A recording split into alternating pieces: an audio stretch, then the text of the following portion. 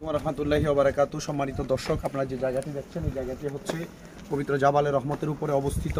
আল্লাহর হাবিব সাল্লাল্লাহু আলাইহি সাল্লাম যে জায়গায় বিদায় হজের ভাষণ দিয়েছিলেন, এবং দ্বিতীয়ত হযরতে আদম আলাইহিস সালাতু ওয়াস সালাম এবং হাওয়া আলাইহিস সালাতু ওয়াস সালামকে জান্নাত থেকে আল্লাহ তাআলা বের করার পরে ওনারা যে জায়গায় এসে দুনিয়াতে মিলিত হয়েছিলেন, এটাই হচ্ছে সেই জায়গা।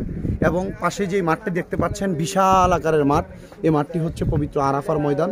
এবং সামনে যে মিনারগুলো গম্বুজগুলো দেখছেন এটা হচ্ছে মসজিদে নেমারা।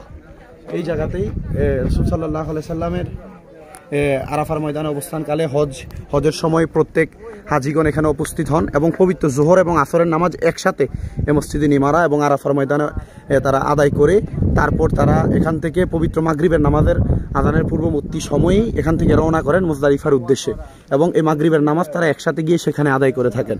ইনশাআল্লাহ আপনাদেরকে আমরা এই মসজিদে নিমারা এবং আরাফার ময়দানের বিভিন্ন ভিডিও দেখানোর চেষ্টা করব। তবে এতটুক দেখুন, এই যে এই সম্পূর্ণ ময়দানটা ওই পাহাড় পর্যন্ত যতটুকু আপনারা দেখতে পাচ্ছেন এতটুকুই হচ্ছে পবিত্র আরাফার ময়দানের অংশ। এবং এই আরাফার ময়দানের যে অংশগুলো দেখতে পাচ্ছেন এগুলো কিন্তু এভাবে খোলামেলা থাকে না, উপরে তাঁবু টানানো থাকে। হাজী সাহেবানগণ এই তাঁবুর মধ্যে অবস্থান করে থাকেন এবং এই তাঁবুগুলোর মধ্যে হাজী সাহেবানরা বছরের একটি দিন, আরাফার দিন যেটাকে বলা হয়, এই দিন অবস্থান